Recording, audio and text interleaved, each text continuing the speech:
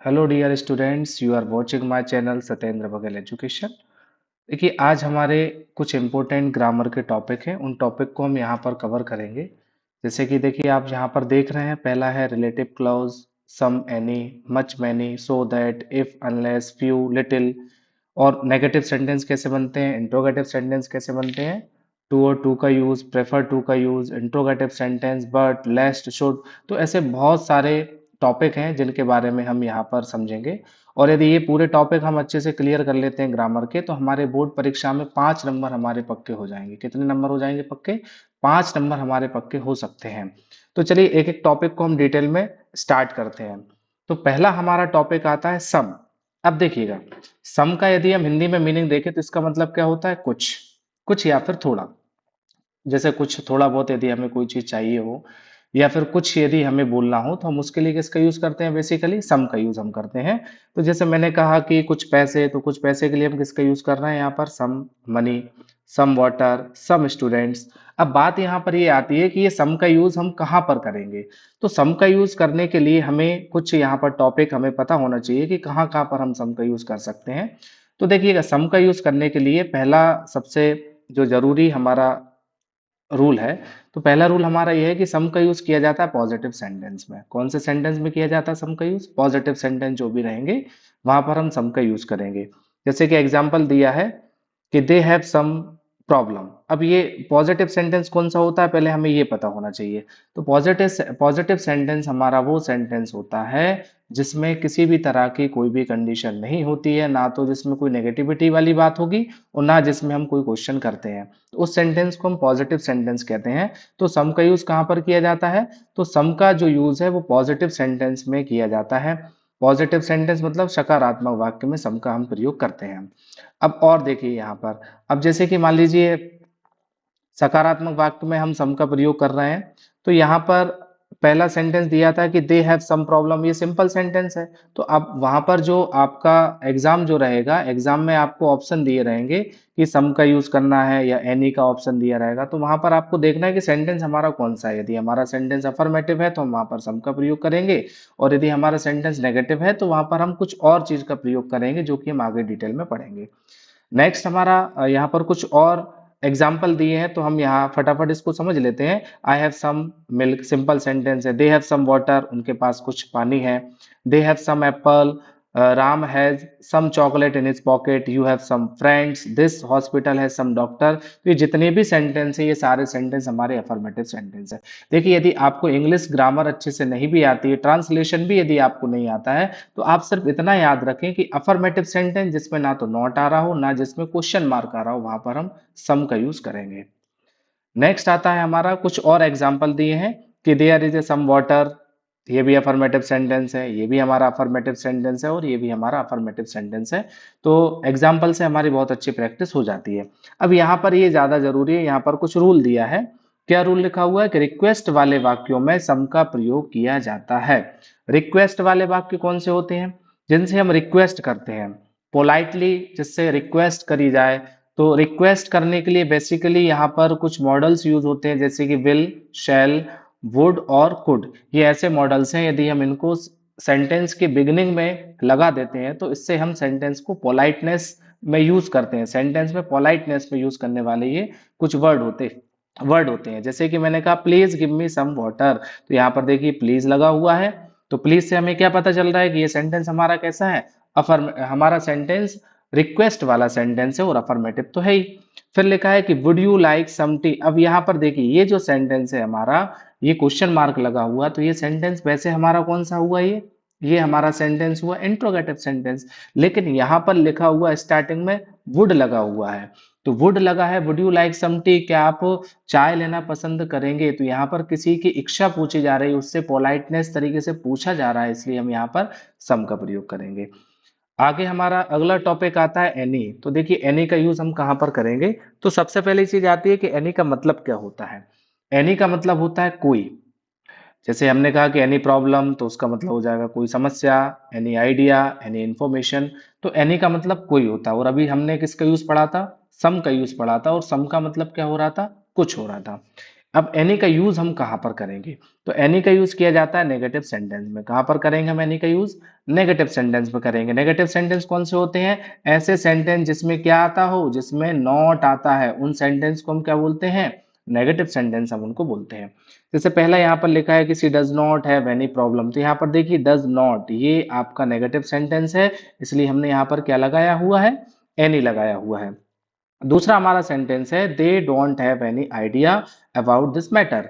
हमें इसके ट्रांसलेशन से कोई मतलब नहीं है, आपको कोई ट्रांसलेशन नहीं करना, आपको केवल रूल्स को फॉलो करना है। यदि आप रूल्स को फॉलो कर लेते हैं तो आपका एक एक नंबर के ये क्वेश्चंस आते हैं सम और एनी के, तो आपका सीधा सीधा आंसर सही हो जाएगा, पूरा एक नंबर आपका मिल जाएगा आपको। फिर आता है they don't have any idea about this matter, तो यहाँ पर देखिए डोंट लगा हुआ है। अब ये डोंट क्या है? नेगेटिव सेंस में यूज हो रहा है, नॉट लगा हुआ है, इसलिए हम यहाँ पर किसका यूज कर रहे हैं? एनी का यूज कर रहे हैं। आगे हमारा कुछ स्पेशल रूल आता है, और रूल हमारा कहता है कि एनी का यूज नेगेटिव सेंटेंस के साथ साथ इंट्रोगेटिव सेंटेंस में भी किया जाता है। अभी हमने क्या देखा था? एनी का यूज किस में कर रहे थे? हम नेगेटिव सेंटेंस में कर रहे थे, लेकिन एनी का यूज नेगेटिव सेंटेंस के साथ साथ हम कहाँ पर करेंगे? इंट्रोगेटिव सेंटेंस में भी करेंगे। अब इंट्रोगेटिव सेंटेंस कौन से होते हैं? जिसके लास्ट में क्या आता है? क्वेश्चन मार्क आता है, वो हमारे इंट्रोगेटिव सेंटेंस होते हैं। जैसे कि ये देखिए, ये क्वेश्चन मार्क आ रहा है, ये क्वेश्चन मार्क आ रहा है, मतलब ये इंट्रोगेटिव सेंटेंस है। लेकिन अभी हमने इससे पहले क्या पढ़ा था? सम का यूज पढ़ा था, और सम का यूज हमसे क्या कह रहा था? सम का यूज हमें बता रहा था यदि रिक्वेस्ट वाले सेंटेंस होंगे तो वहां हम सम का यूज करेंगे, भले ही वो इंट्रोगेटिव है। यदि विल, शैल, वुड, कुड यदि आ रहा है, रिक्वेस्ट वाले सेंटेंस यदि है, तो वहां पर हम एनी का यूज नहीं करेंगे, वहां हम सम का यूज करेंगे। तो यहाँ पर देखिए, हमने पीछे देखा क्वेश्चन मार्क आ रहा है, सेंटेंस हमारा इंट्रोगेटिव है। और फिर हम स्टार्टिंग में देखेंगे हेल्पिंग वर्ब में, क्या ये सेंटेंस रिक्वेस्ट वाला सेंटेंस तो नहीं है? यदि रिक्वेस्ट वाला सेंटेंस नहीं है तो हम डेफिनेटली श्योर होकर एनी का यूज कर देंगे। इसके बाद में एक और इसका इंपॉर्टेंट रूल आता है कि यदि किसी सेंटेंस में, ध्यान दीजिएगा यहाँ पर, hardly, whether, scarcely, rarely, barely, if, never, ये कुछ वर्ड्स हैं, ये नेगेटिव सेंस को शो करते हैं। यदि इन शब्दों का इस्तेमाल हुआ, इन वर्ड्स का यदि प्रयोग किया गया है, तो उस सेंटेंस में हम एनी का यूज करेंगे, चाहे भले ही वो सेंटेंस हमारा अफर्मेटिव ही क्यों ना हो। याद रखेंगे ये पूरे वर्ड्स। अब यहाँ पर कुछ हम एग्जाम्पल देख लेते हैं। देयर विल बी हार्डली, तो आपका सीधा पॉइंट होना चाहिए हार्डली, ये नेगेटिव सेंस में यूज हो रहा है, तो हम यहाँ पर एनी का यूज करेंगे। फिर देखिए देयर इज स्केयरली, ये देखिए स्केयरली है, तो ये नेगेटिव सेंस में यूज हो रहा है, एनी का यूज करेंगे। फिर आगे लिखा है प्लीज टेल मी, अब यहाँ देखिए प्लीज लगा लगा हुआ है, इसका मतलब रिक्वेस्ट कर रहा है। बट आगे जब हम पूरे सेंटेंस को पढ़ते हैं, please tell me if you have any doubt, तो यहाँ पर देखिए इफ लगा हुआ है, तो फिर हम किसको प्रेफर करेंगे? एनी को हम प्रेफर करेंगे। तो यहाँ पर आपको ध्यान देना है कि एनी का यूज कहाँ करेंगे और सम का यूज कहाँ करेंगे। आगे देखिए, he never passed any test, तो देखिए यहाँ पर नेवर लगा हुआ है, इसलिए हमने एनी का यूज किया है। फिर और आगे हम देखते हैं, कैन यू टेल, अब ये इंट्रोगेटिव सेंटेंस है कैन, और लेकिन इफ लगा हुआ तो हम क्या लगाएंगे? इसमें एनी लगाएंगे। आगे देखिएगा यहाँ पर हार्डली है, तो हार्डली आपका नेगेटिव सेंस में यूज होता है, तो यहाँ पर भी हम क्या लगाने वाले हैं? एनी हमने लगाया हुआ है। अब देखिएगा और आगे हम बढ़ते हैं, तो सम और एनी का टॉपिक हमारा यहाँ पर कंप्लीट होता है। इसके बाद हमारा टॉपिक आता है फ्यू और लिटिल। तो यहाँ पर देखिए फ्यू, फ्यू और द फ्यू, तीन यहाँ पर अलग अलग तरह के प्रयोग हम देखेंगे। फ्यू का अलग मतलब होता है, अ फ्यू का अलग होता है, द फ्यू का अलग मतलब होता है। सबसे पहली बात मैं आपको बताऊं कि किसी भी तरह का फ्यू हो, चाहे तो फ्यू अकेला हो या अ फ्यू हो या द फ्यू हो, उसका यूज हमेशा काउंटेबल नाउन के साथ किया जाता है। अच्छा, काउंटेबल नाउन कौन सी होती हैं? ऐसी नाउन होती हैं जिसको हम क्या कर सकते हैं? जिसको हम काउंट कर सकें, विच कैन बी काउंटेबल, 1 2 3 लगाकर जिसको काउंट कर सकें, वो नाउन हमारी पूरी काउंटेबल नाउन होती है। देखिए फ्यू का मतलब क्या होता है? ना के बराबर, बहुत ही कम, ना के बराबर, मतलब यदि हम फ्यू का देखें ना के बराबर है, तो फ्यू का यूज हम नेगेटिव सेंस में यूज कर सकते हैं। फिर लिखा हुआ हमारा अ फ्यू, इसका मतलब होता है कम, कम, बहुत ज्यादा कम, मतलब इतना कम भी नहीं लेकिन कम, तो ये पॉजिटिव सेंस में यूज हो सकता है। फिर द फ्यू की बात करें तो संख्या में कम है लेकिन इतना है कि जिसकी ओर इशारा किया जा सकता है। तो द फ्यू मतलब देखी जाए तो जितना बचा हुआ है सब कुछ, यहाँ पर ये गलत लिखा हुआ है, संख्या में कम, ये नहीं आना चाहिए। द फ्यू का मतलब होता है बचा हुआ जितना भी है वो सब कुछ किस में आ जाएगा, हमारा द फ्यू में आ जाएगा। तो देखिए फ्यू ना के बराबर नेगेटिव सेंस में यूज होगा। अ फ्यू का मतलब होता है संख्या में कम होना, द फ्यू मतलब जितना बचा हुआ है सब कुछ वो हमारा द फ्यू में आ जाएगा। फ्यू को हमेशा काउंटेबल नाउन के साथ यूज किया जाता है। तो यहाँ पर देखिएगा स्टूडेंट्स, ये काउंटेबल नाउन है तो हम क्या लगाएंगे यहाँ पर, फ्यू। अब हमें ये देखना है कि द फ्यू लगाएं कि आ फ्यू लगाएं। तो देखिए few students were standing near my school, मतलब मेरे स्कूल के पास में कुछ बच्चे खड़े हुए हैं। तो कुछ के अर्थ में हमने क्या लगा दिया, अ फ्यू लगा दिया। वैसे जो आपका एग्जाम में जो क्वेश्चन आते हैं उसमें फ्यू और लिटिल के साथ कंपेयर करके आते हैं। मोस्टली क्वेश्चंस आपके ऐसे ही आते हैं। फिर लिखा the few lion were seen in the jungle, jungle. तो यहाँ पे कुछ ही शेर जो है ना जंगल में दिखाई दिए। तो यहाँ पे द फ्यू नहीं, ये लगा होना चाहिए आपका अ फ्यू लगा होना चाहिए, यहाँ पर अ फ्यू लगा होगा, मतलब कुछ शेर हमें जंगल में दिखाई दिए। आगे हम बढ़ते हैं, लिटिल। अब लिटिल भी तीन तरह का होता है, एक लिटिल, अ लिटिल और द लिटिल होता है। लिटिल जो है वो अनकाउंटेबल नाउन के साथ लिटिल का हम प्रयोग करते हैं, और लिटिल का यूज किया जाता है मात्रा को बताने के लिए, क्वांटिटी के बताने के लिए। फ्यू किसके लिए यूज किया जा रहा था, काउंटेबल नाउन के लिए, और लिटिल यूज किया जाएगा अनकाउंटेबल नाउन के लिए। लिटिल का मतलब पहला वही ना के बराबर, दूसरा कम मात्रा है, तीसरा मात्रा में कम है लेकिन इतना है कि जिसको और इशारा किया जा सकता है, मतलब जितना भी बचा हुआ सब कुछ, उसके लिए हम क्या लगाएंगे, द लिटिल लगाएंगे।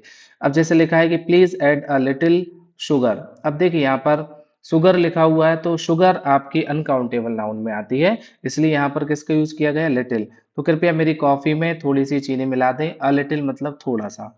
फिर आता है the little bottle was present in the container, container में लिटिल वाटर, लिटिल मतलब थोड़ा सा, थोड़ा पानी मौजूद था, जितना बचा हुआ था सब कुछ उसमें देख लिया गया कि कितना बचा हुआ है। तो इसलिए हमने यहाँ पर क्या लगाया है, द लिटिल लगाया है। एक और सबसे इंपॉर्टेंट आता है, सेंटेंस आता है, the little knowledge is dangerous. इसको याद रखेंगे, क्या आता है, the little knowledge, the little knowledge is dangerous. ये याद रखेंगे कि अल्प ज्ञान जो है वो हमेशा खतरनाक होता है। ये कई बार एग्जाम में पूछ लिया गया है। तो लिटिल और फ्यू में कॉन्सेप्ट क्लियर होना चाहिए। सिर्फ आपको इतना याद रखना है कि फ्यू का यूज किया जाता है काउंटेबल नाउन के लिए, और लिटिल का यूज किया जाता है अनकाउंटेबल नाउन के लिए करते हैं। काउंटेबल कौन सी होती है, जिसको हम गिन सकते हैं, और अनकाउंटेबल कौन सी नाउन होती है, जिनको हम नहीं गिन सकते हैं। आगे देखिए, जैसे कि चेयर्स को गिन सकते हैं तो ये काउंटेबल में है, पेंसिल को गिन सकते हैं, वाटर को नहीं गिन सकते तो अनकाउंटेबल आएगा, और इन्फॉर्मेशन को हम नहीं गिन सकते तो ये अनकाउंटेबल नाउन में आएंगे आपकी। नेक्स्ट हमारा टॉपिक आता है मच और मैनी। तो देखिए मच का मतलब क्या होता है, बहुत ज्यादा या फिर बहुत सारा, उसको हम बोलेंगे मच। और मैनी का मतलब होता है बहुत सारे, मतलब कई जो भी होते हैं उसको हम मैनी का यूज करते हैं।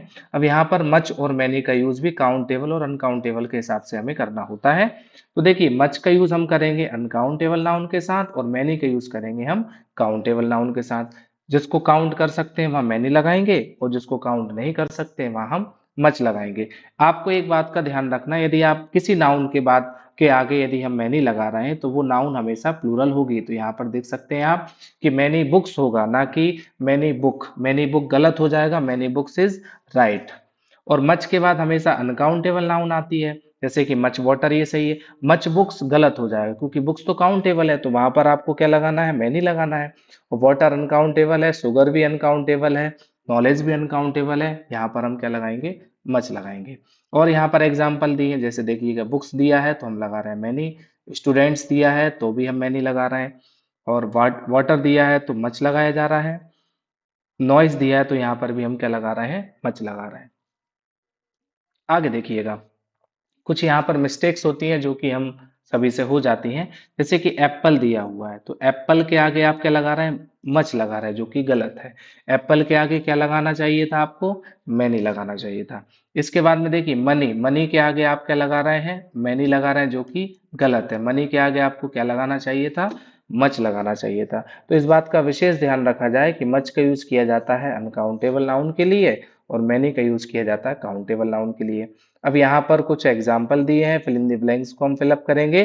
तो देखिए they are not apple, apple में बताइए क्या आएगा, एप्पल में हम लगाएंगे मैनी। इसके बाद में वाटर, वाटर में बताइए क्या आएगा, तो वाटर में आप हम लगाएंगे मच। इसके बाद में लिखा है सी हैज फ्रेंड्स, फ्रेंड्स में क्या आएगा, तो फ्रेंड्स में लगाया जाएगा मैनी, और शुगर में क्या आएगा, शुगर में लगाया जाएगा मच। तो इसको हम अच्छे तरीके से प्रैक्टिस कर लेंगे। अब देखिए अगला हमारा टॉपिक आता है इफ और अनलेस का यूज। तो देखिए इफ और अनलेस का यूज हम कैसे करते हैं, ध्यान दीजिएगा। इफ का मतलब सबसे पहले हम समझते हैं, तो यहां देखिए इफ का मतलब क्या होता है, यदि या फिर अगर। और अनलेस का मतलब क्या होता है, यदि नहीं और जब तक। तो दोनों का मतलब समझ में आ रहा होगा कि इफ का यूज पॉजिटिव सेंस में हम कर रहे हैं और अनलेस का यूज हम नेगेटिव सेंस में कर रहे हैं। तो देखिए यहाँ पर पहला रूल हमारा क्या कहता है कि इफ के साथ वाले वाक्य को प्रेजेंट टेंस में लिखा जाता है और बाद वाले वाक्य को फ्यूचर टेंस में लिखा जाता है। अब टेंस आपके क्लियर होना चाहिए, टेंस की मैं अलग से आपको वीडियो बना दूंगा। सिर्फ इतना याद रखिए कि प्रेजेंट टेंस वो टेंस होता है जिसमें वर्ब की फर्स्ट फॉर्म आती है, या वर्ब की फर्स्ट फॉर्म के साथ एस एस आई एस आता है, या फिर is am are has have आता है, वो हमारा प्रेजेंट टेंस होता है, प्रेजेंट टेंस होता है।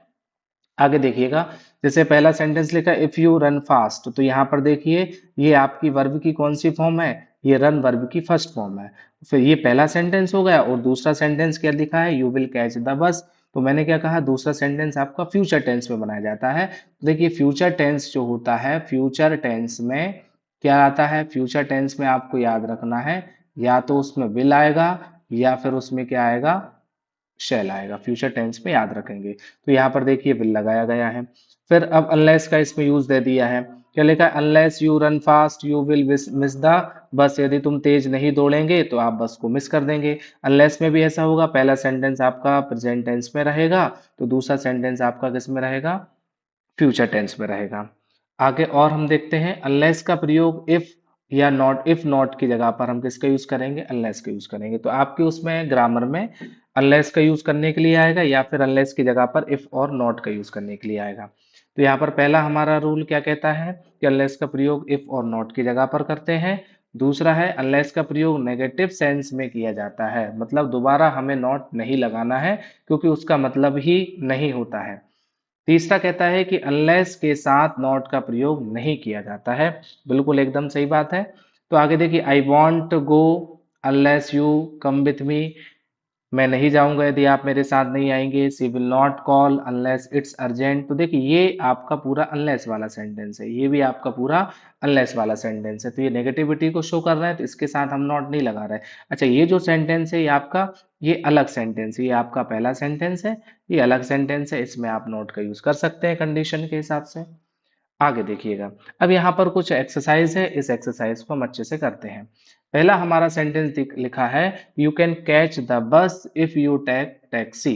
क्वेश्चन लिखा है कि रीराइट यूजिंग अनलेस, आपको किसका यूज करना है, अनलेस का यूज करना है। किसकी जगह पर करना है, इफ की जगह पर। तो देखिए जैसे सबसे पहले हम देख लेते हैं इफ कहाँ लिखा हुआ है, तो देखो इफ ये लिखा हुआ है, तो हमें इफ की जगह पर अनलेस का यूज करना है। तो देखिए जब हम इफ की जगह पर अनलेस का यूज करेंगे, तो ये पूरा सेंटेंस हमारा क्या बन गया है, नेगेटिव सेंटेंस बन गया है। तो जब ये नेगेटिव सेंटेंस बन गया आपका, ये सेंटेंस जब हमारा नेगेटिव हो गया है, तो ये पहले वाला सेंटेंस भी आपको क्या करना पड़ेगा, नेगेटिव बनाना पड़ेगा। यदि ये यहाँ पर यदि आपका पॉजिटिव सेंस में यूज होता तो यहाँ भी हम पॉजिटिव करते। आप सिर्फ इतना याद रखिए कि अनलेस के साथ वाला जो सेंटेंस है वो भी आपका नेगेटिव सेंस में ही यूज होगा, क्योंकि अनलेस लगा है तो वो अपने आप में नेगेटिव है, तो उसके साथ जो सेंटेंस रहेगा वो भी आपको नेगेटिव सेंस में यूज करना है। तो ये क्या हो जाएगा, you can not catch the bus unless you take taxi.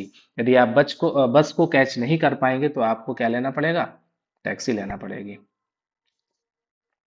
तो देखिए नेक्स्ट लिखा है, you if you do not work properly they will be punished. अब यहाँ पर भी आपको अनलेस का यूज करना है। तो देखिए हम सबसे पहले इफ हटा देते हैं, ये इफ है, और इफ के साथ आपको नॉट भी हटाना। तो नॉट अकेला नहीं हटता है, उसके साथ हेल्पिंग वर्ब भी हटेगी। तो इफ के साथ, इफ के जगह पर हमने अनलेस का यूज कर दिया है, और फिर हमने क्या लिख दिया है, इफ दे वर्क प्रॉपरली, यहाँ पर ही आएगा आपका दे आएगा, if they work properly they will be punished. अब यहाँ पर आपके मन में एक प्रश्न उठ रहा होगा कि सर हमने यहाँ पर दूसरे सेंटेंस में नॉट क्यों नहीं लगाया। तो देखिए यहाँ पर हमने नॉट इसलिए नहीं लगाया क्योंकि अनलेस को हमने इफ और नॉट की जगह पर फिट कर दिया है, पहले से ही नॉट दिया हुआ था। लेकिन यहाँ पर क्या हो रहा है, इफ की जगह पर हम अनलेस लगा रहे हैं, इफ की जगह पर हम अनलेस लगा रहे हैं, मतलब कि यहाँ पे नॉट नहीं दिया था, तो इसलिए हमने फर्स्ट वाले सेंटेंस को भी नेगेटिव बनाया। यदि इफ अकेला दिया है तो आपको अनलेस के बाद वाले सेंटेंस मतलब दूसरे सेंटेंस में नॉट लगाना है, और यदि इफ के साथ नॉट दिया हुआ है तो फिर आपको अनलेस वाले सेंटेंस में नॉट कहीं भी नहीं लगाना है। और क्वेश्चन देखते हैं। अब देखिए यहाँ पर हम बनाना सीखेंगे नेगेटिव सेंटेंस क्या होते हैं और इंट्रोगेटिव सेंटेंस क्या होती हैं, ये सबसे ज्यादा जरूरी है। चलिए देख लेते हैं नेगेटिव सेंटेंस क्या होते हैं। इसका स्ट्रक्चर होता है सब्जेक्ट, हेल्पिंग वर्ब, फिर हम लगाते हैं नॉट, वर्ब लगाते हैं और फिर अदर वर्ड लगाते हैं। तो ये पूरा स्ट्रक्चर इस प्रकार से आपको याद करने की इतनी आवश्यकता नहीं है। आपको सिर्फ इतना पता होना चाहिए कि नॉट कहाँ पर लगाना है और हेल्पिंग वर्ब क्या होती है। इससे पहले वाली वीडियो में मैंने आपको हेल्पिंग वर्ब के बारे में बताया है और ये भी बताया है कि सब्जेक्ट क्या होता है, कैसे सेंटेंस को बनाया जाता है। आप चाहें तो वो वीडियो देख सकते हैं। तो नॉट हमेशा हेल्पिंग वर्ब के बाद लगाया जाता है, और यदि सेंटेंस में एक से ज्यादा हेल्पिंग वर्ब होती हैं तो हमेशा पहली हेल्पिंग वर्ब के बाद हम क्या लगाएंगे, नॉट लगाएंगे। ठीक है, जहां पर हेल्पिंग वर्ब होगी वहां तो हम नॉट लगा देंगे, लेकिन जहां हेल्पिंग वर्ब नहीं है वहां कैसे नॉट लगाया जाएगा, तो उसके लिए आपको ये तीन चीजें याद रखना है। नंबर वन, यदि हेल्पिंग वर्ब नहीं है तो आप कैसे नॉट लगाएंगे। मान लीजिए हेल्पिंग वर्ब नहीं है तो वर्ब तो दी होगी, यदि वर्ब की फर्स्ट फॉर्म दी है तो वहां पर हम डू नॉट लगाएंगे। एस वाली फॉर्म दी है तो डज नॉट लगाएंगे, और सेकंड फॉर्म यदि वहां पर दी गई है तो हम क्या लगाएंगे, डिड नॉट का हम यहाँ पर यूज करेंगे। लेकिन ध्यान रहे कि डू डज डिड ये तीनों के साथ हमेशा वर्ब की फर्स्ट फॉर्म लगाई जाती है। कैसे लगाई जाती है चलिए देख लेते हैं। देखिए यहाँ पर तो ये कुछ हेल्पिंग वर्ब दी गई है, कौन सी हेल्पिंग वर्ब के साथ किस सब्जेक्ट का यूज किया जाता है, तो इसका आप अच्छे से अध्ययन कर सकते हैं, अच्छे से आप इसकी प्रैक्टिस कर लीजिएगा। अब देखिए हम यहाँ पर समझते हैं जब हेल्पिंग वर्ब नहीं होती है तब हमें कैसे नेगेटिव सेंटेंस बनाना है। तो देखिए यहाँ पर सेंटेंस में क्या लिखा, he eats mango, is, am, are, was, were, ऐसे करके ये सारी हेल्पिंग वर्ब है। इनमें से कोई सी भी हेल्पिंग वर्ब क्या आपको दिख रही है, यहाँ पर नहीं दिख रही है, मतलब कि इस सेंटेंस में हेल्पिंग वर्ब नहीं है, लेकिन हमें नेगेटिव सेंटेंस बनाना है। तो हमने अभी अभी क्या पढ़ा हुआ है, डू डज डिड, इन तीन वर्ड्स का प्रयोग किया जाता है, इन तीन हेल्पिंग वर्ब का यूज किया जाता है जब हेल्पिंग वर्ब नहीं होती है।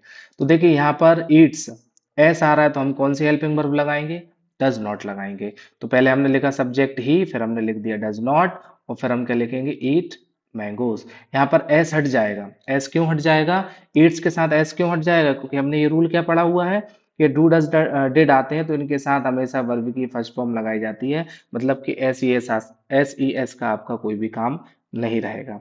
और देखते हैं यहाँ पर देखिए प्लेट लगा हुआ है तो हम क्या लगाएंगे, डिड नॉट, और फिर प्लेट का क्या हो जाएगा, प्ले हो जाएगा। ये तीनों चीजें आपको अच्छे से ध्यान में रखना है। एक तो हेल्पिंग वर्ब कौन सी लगाना है, दूसरा उस हेल्पिंग वर्ब के साथ आपको कौन सी वर्ब का यूज करना है।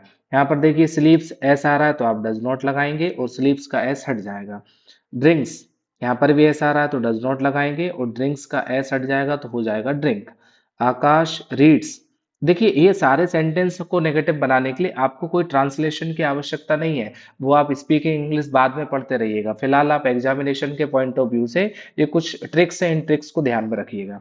तो यहाँ पे एस लगा हुआ तो आप क्या लगाएंगे, डज नॉट लगाएंगे। बच्चे क्या करते हैं, हर कहीं डू लगा देंगे, कहीं पर डिड लगा देंगे, उन्हें पता ही नहीं रहता है कि कहाँ डू लगाना है कहाँ डिड लगाना है। तो आज से आपका ये कॉन्सेप्ट क्लियर होना चाहिए।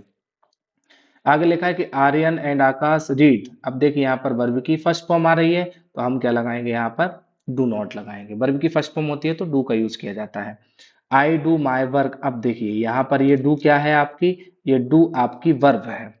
तो अब ये डू वर्ब की फर्स्ट फॉर्म है, तो देखिए वर्ब की जब फर्स्ट फॉर्म, जैसे यहाँ पर देखिए ये वर्ब की फर्स्ट फॉर्म है, तो वर्ब की फर्स्ट फॉर्म होती है तो आप क्या लगाते हैं, डू नॉट। तो ये जो वर्ब की फर्स्ट फॉर्म है इसकी जगह पर हमने हेल्पिंग वर्ब क्या लगा दी, डू नॉट का हमने यहाँ पर यूज कर लिया। और ये डू जो है ना ये आपकी वर्ब है, ये वर्ब की वर्ब आ गई यहाँ पर। अब आप कहेंगे सर यहाँ पर दो दो डू दिख रहे हैं, तो देखिए एक डू जो है ना वो आपका मेन वर्ब है, और ये जो डू नॉट लिखा हुआ है ये आपकी हेल्पिंग वर्ब है, इसलिए हमने यहाँ पर डू नॉट का यूज किया है। इस तरह के क्वेश्चन जरूर आते हैं, ये आपके आईएमपी हैं, इसको आपको याद रखना है कि किस तरह से इसका यूज किया जाता है। आगे देखिए, he does not, he does is work, तो यहाँ पर देखिए डज लगा हुआ है, तो ये डज जो है ना ये आपका मेन वर्ब है, एस वाला वर्ब है। जैसे हमने देखा है, हम देखते हैं कि प्लेस लिखा हुआ है तो प्लेस में भी आपका एस लगा है, तो इसी तरह से ये डज लिखा हुआ है तो डज में भी हमारा क्या लगा हुआ है, एस लगा हुआ है। तो ये डज का ये एस वाली फॉर्म है तो हमने क्या लगा दिया, डज नॉट हेल्पिंग वर्ब लगा दिए। अब ये डज का एस हट जाएगा, तो डज का जब एस हटेगा तो आपका क्या बचेगा, डू, तो ये हो जाएगा do his duty. He does not do his duty, बच्चे इसको गलत करके आ जाते हैं, वो लिख देते हैं he does not his duty, helping verb अकेले लिख कर आ जाते हैं और मेन वर्ब को वो स्किप कर देते हैं। ऐसा हमें नहीं करना है।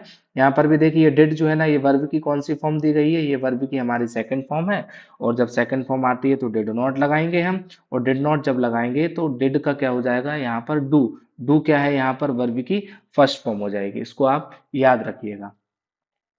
अब हम बात करते हैं इंट्रोगेटिव सेंटेंस की। तो इंट्रोगेटिव में आप एक बात याद रखिए, हेल्पिंग वर्ब हमेशा शुरुआत में लगाई जाती है और लास्ट में ये हंसिया जरूर लगाया जाता है, क्वेश्चन मार्क जरूर लगाया जाता है, नहीं तो आपका आंसर गलत हो जाएगा। तो हेल्पिंग वर्ब आपको पता ही है, जैसे कि ये लिखा होगा कि Ram is going to Bhopal, इसका इंट्रोगेटिव क्या होगा, is Ram going to Bhopal. ये क्या हो जाएगा, will he be studying at home. तो यहाँ पर देखिए विल एक अलग हेल्पिंग वर्ब है, बी अलग हेल्पिंग वर्ब है, तो पहले हम लगाएंगे विल, दूसरी हेल्पिंग वर्ब सब्जेक्ट के बाद लगाई जाती है। आगे देखते हैं, यहाँ पर कुछ और एग्जाम्पल हैं, इसको हम कर लेते हैं। पहला हमारा सेंटेंस लिखा है कि ही डज हिज ड्यूटी, पहले हम इसका बनाएंगे नेगेटिव। तो देखिए डज जो है ना, ये वर्ब की कौन सी फॉर्म है आपकी, एस ई एस वाली फॉर्म है। तो एस ई एस वाली फॉर्म में हम क्या लगाते हैं, डज नॉट, और ये हेल्पिंग वर्ब जो ये मेन वर्ब डज जो है, डज का क्या हो जाएगा यहाँ पर, डू, और बन जाएगा he does not do his duty. अब इसी का इंट्रोगेटिव बनाना है, तो देखिए हेल्पिंग वर्ब तो हमें पता चल गई ये डज है, तो does he do his duty well. तो पहले हमने हेल्पिंग वर्ब लगा दिए, बाकी पूरा सेंटेंस एज इट इज हमने लिख दिया जैसा पहले था। अब यहाँ पर देखिए कुछ डू एज डायरेक्टेड है, इसको हम बनाते हैं। We saw a very good show yesterday, इसको नेगेटिव बनाना है। तो देखिए ये वर्ब की सेकंड फॉर्म है, तो हमने लग दिया यहाँ पर डिड नॉट, और सॉ का क्या हो जाएगा, सी हो जाएगा, ये वर्ब की फर्स्ट फॉर्म हो जाएगी, तो हो जाएगा we did not see a very good show yesterday. Mister Khan teach them Hindi, इसको इंट्रोगेटिव बनाना है, तो यहाँ पर देखिए एस लगा हुआ है, तो ये एस वाली फॉर्म है, और जब एस लगा होता है तो हम क्या लगाते हैं, डज। इंट्रोगेटिव सेंटेंस है, तो इंट्रोगेटिव सेंटेंस में क्या किया जाता है, पहले हेल्पिंग वर्ब आती है, तो हमने लिख दिया डज मिस्टर खान टीच, का क्या हो जाएगा, टीच देम हिंदी। नेक्स्ट देखिएगा, अगला टॉपिक आता है, बहुत ही ज्यादा जरूरी है और हर क्लास के बच्चों के लिए इंपॉर्टेंट है, 9 से लेकर 12th, और इवन जो कंपटीशन एग्जाम की तैयारी कर रहे हैं उसके लिए भी ये वीडियो बहुत ज्यादा हेल्पफुल होने वाली है। देखिए यहाँ पर हमारा टॉपिक है सो दैट। सो दैट का हिंदी में मतलब होता है इतना कि। अब सो का यूज कहाँ करेंगे और दैट का यूज कहाँ करेंगे, देखिए सो अलग है और दैट अलग है। सो दैट यदि एक साथ आ जाता है तो उसका अलग मतलब निकलता है, वो हम आगे क्लियर करेंगे। यहाँ पर सो अलग लिखा होगा और दैट अलग लिखा होगा, तो इसका यूज अलग होता है। तो देखिए क्या लिखा है, सो का यूज वेरी की जगह पर किया जाता है और दैट का प्रयोग दोनों सेंटेंस के बीच में किया जाता है।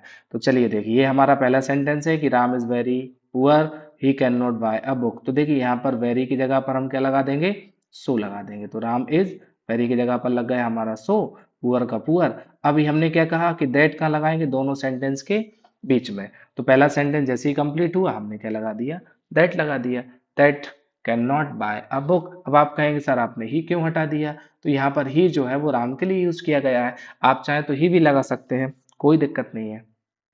और देखिएगा, अब आता है हमारा अगला टॉपिक, जैसे हमने सो दैट को समझा है वैसे ही हमें टू और टू का यूज भी समझना है। तो देखिए टू की जगह पर भी हम सो का प्रयोग किया जाता है, और एक और जो टू होता है उस टू की जगह पर हम दैट कैन नॉट या कुड नॉट का यूज करते हैं। अभी यहाँ पर वेरी वाला आपको मिला था सेंटेंस, अब यहाँ पर टू और टू वाला सेंटेंस आपको मिलेगा। तो टू और टू का यूज आगे हम देखेंगे डिटेल में, जिसका मतलब इतना की नहीं होता है।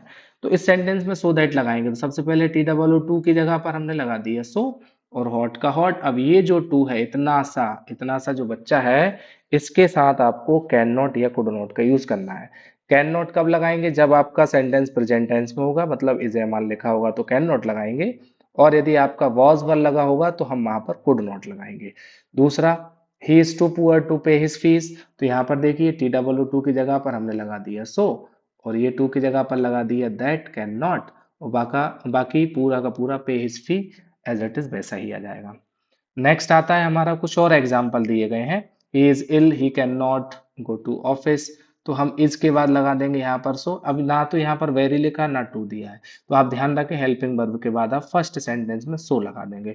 तो he so ill that he can not go to office, that आपने यहाँ पर लगा दिया, और इसके बाद आपने लगा दिया सो। फिफ्थ दिया है कि the student is very fast, तो वेरी की जगह पर लगा दीजिएगा आप सो, और यहाँ पर आप क्या लगा देंगे, दैट लगा देंगे, सिंपल सेंटेंस। मुश्किल से 10 सेकंड में ये सेंटेंस आपका बन जाना चाहिए। फिर लिखा he is too weak to stand, तो यहाँ पर T O double O too की जगह पर आपने सो लगा दिया है, और ये टू की जगह पर हम लगा देंगे दैट कैन नॉट, बाकी पूरा सेंटेंस एज इट इज रहेगा। और आगे देखिएगा, use of T double O too और टू, इसका यूज कहां पर किया जाता है? इसका मतलब होता है इतना कि नहीं, ये इसका मतलब रहता है। अब यहाँ का इस पर इसका यूज हम कहाँ करेंगे? तो जस्ट अपोजिट करेंगे। अभी हम टी ओ टू की जगह पर सो दैट का यूज कर रहे थे, अब हमें सो दैट की जगह पर टू और टू का यूज करना है। तो सो की जगह पर टू का यूज किया जाता है, और दैट कैन नॉट या कुड नॉट की जगह पर टी ओ टू का यूज किया जाता है। चलिए देख लेते हैं। The T is so hot for him that can not drink. कोई दिक्कत नहीं, आपको मीनिंग से कोई मतलब ही नहीं है, कुछ नहीं करना। तो देखिए यहाँ पर सो की जगह पर आपने क्या लगा दिया? टू लगा दिया। और फिर दैट कैन नॉट जो लिखा है इसकी जगह पर आप क्या लगा देंगे? ये छोटा सा छुटकू सा नन्ना मुन्ना बच्चा, टी ओ टू। ये टी ओ टू किसकी जगह पर लगा है? दैट कैन नॉट की जगह पर लगा है। नेक्स्ट हमारा है कि he was so weak that he could not work any more. तो यहाँ पर देखिए वॉज लगा था, इस कारण से यहाँ पर कुड का यूज किया गया है। तो सो लगाएंगे तो हो गया टी डबल ओ टू, और दैट ही कुड नॉट की जगह पर आपका क्या हो जाएगा? टी ओ टू हो जाएगा। अगला हमारा टॉपिक आता है बट। ये कंजक्शन का काम करता है, दो सेंटेंस को जोड़ने के लिए बट का प्रयोग करते हैं हम। पहला सेंटेंस दिया कि some people are rich they are not happy. आपको कुछ नहीं करना, आप दोनों सेंटेंस के बीच में क्या लगा दीजिए? बट लगा दीजिए, तो आपकी बल्ले बल्ले हो जाएगी। नेक्स्ट देखिए, कुछ यहाँ पर रिलेटिव प्रोनाउन है। रिलेटिव प्रोनाउन वो होती हैं जो एक सेंटेंस दूसरे सेंटेंस की विशेषता बताते हैं, उसको रिलेट करते हैं, उसको हम रिलेटिव प्रोनाउन बोलते हैं। तो यहाँ पर हमें कुछ चीजें समझना है। वैसे हु का मतलब क्या होता है? कौन।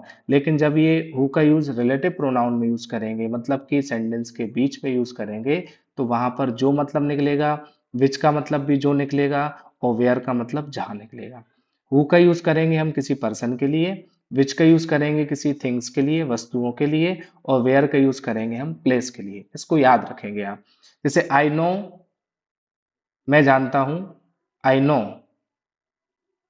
हु इज इल, मैं उसे जानता हूं कि जो बीमार है। वैसे यहाँ पर दैट आना चाहिए, लेकिन अब दैट नहीं है, तो इस कंडीशन में आप क्या करेंगे? I know who is ill, मैं जानता हूं जो बीमार है, मैं उसे जानता हूं।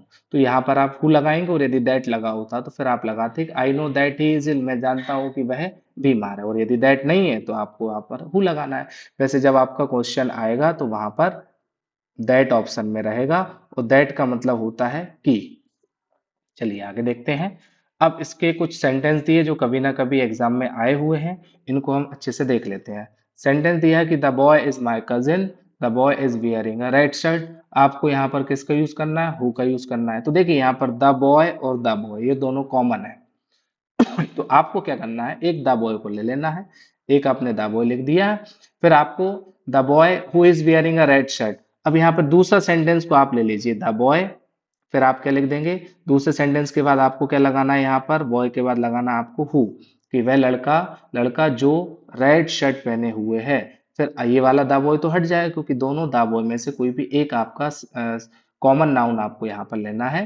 तो दूसरे सेंटेंस से जब आप इसको स्टार्ट करेंगे, तो पहले द बॉय लिखा आपने, फिर लिख दिया आपने हु लगा दिया। हु लगाने के बाद में पूरा का पूरा आपका एज इट इज ये पूरा सेंटेंस आ जाएगा, who is wearing a red shirt. और फिर बचा हुआ जो सेंटेंस था आपका पहला, ये आ जाएगा इज माई कजिन। और आगे देखते हैं, the book is laying on the table, the book has a new cover. अब देखिए, the book is laying on the table, यहाँ पर विच आपको लगाना है। तो यहाँ पर यहाँ पर आपको कॉमन क्या दिख रहा है? यहाँ पर कॉमन कुछ नहीं दिख रहा है, बस ये जरूर पता है कि बुक के बारे में यहाँ पर बात चल रही है। तो आप क्या लिखेंगे? The book is laying on the table.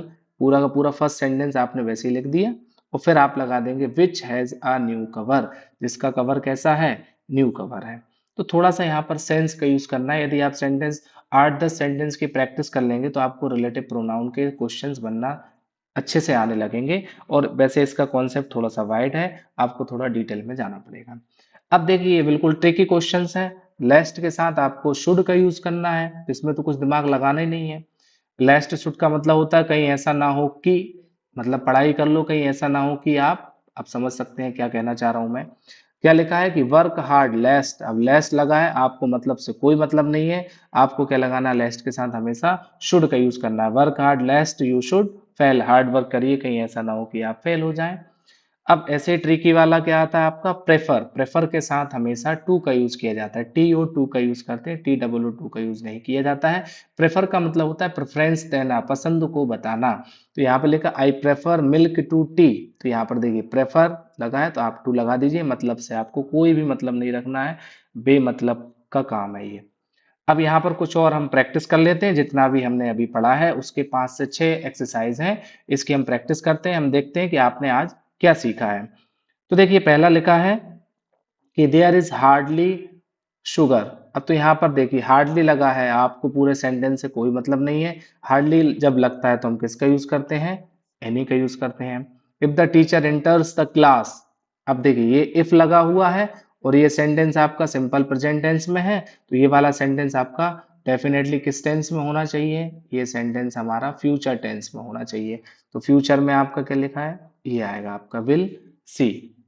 आगे देखते हैं, some people are rich they are not happy. तो देखिए यहाँ पर आपको बट लगाना, तो आप यहाँ पर बट लगा दीजिए दोनों सेंटेंस के बीच में। फिर लिखा है कि would you give me some books, ये इंट्रोगेटिव है तो एनी आना चाहिए, लेकिन हमें ये देखना है कि विल शुड या विल सेल या वुड कुड तो नहीं लिखा है, तो यहाँ पर वुड लगा है, मतलब रिक्वेस्ट वाला सेंटेंस है, इसलिए यहाँ पर क्या आएगा, सम आएगा हमारा। और देखिएगा फिर लिखा है how milk do you buy daily. अब यहाँ पर मिल्क है तो मिल्क अनकाउंटेबल है, तो इसमें अनकाउंटेबल है, तो अब यहाँ पर अनकाउंटेबल चीजें आएगी। अनकाउंटेबल में क्या आता है, फ्यू नहीं आता, ऑल नहीं आता, मैनी नहीं आता, तो क्या आता है, much. How much milk do you buy daily, आप डेली कितना मिल्क बाय करते हैं। तो देखिए इस तरह से आज की हमारी वीडियो ये खत्म होती है, और कोई ज़्यादा बड़ी वीडियो नहीं है, बहुत ही कम टाइम के, लगभग 36 मिनट्स की है। आप यदि इन कॉन्सेप्ट को अच्छे से कर लेते हैं तो डेफिनेटली आपके जो है 5 नंबर, मोस्टली लगभग लगभग 5 नंबर आपके पूरे पक्के हो जाएंगे। आप किसी भी परीक्षा में बैठ रहे हो, चाहे आप 10th क्लास के स्टूडेंट्स हो या आप 12th क्लास के स्टूडेंट्स हो, ये जितने भी टॉपिक हैं बहुत मोस्ट आईएमपी टॉपिक हैं, और आगे ऐसे ही मैं और इम्पोर्टेंट टॉपिक्स की वीडियो बनाता रहूंगा। आप इसको अच्छे से देखिए, प्रैक्टिस करिए, यदि कोई डाउट होता है तो आप कमेंट्स बॉक्स में लिखिए, और चैनल पसंद आए तो लाइक करिए, शेयर करिए। Thank you for watching.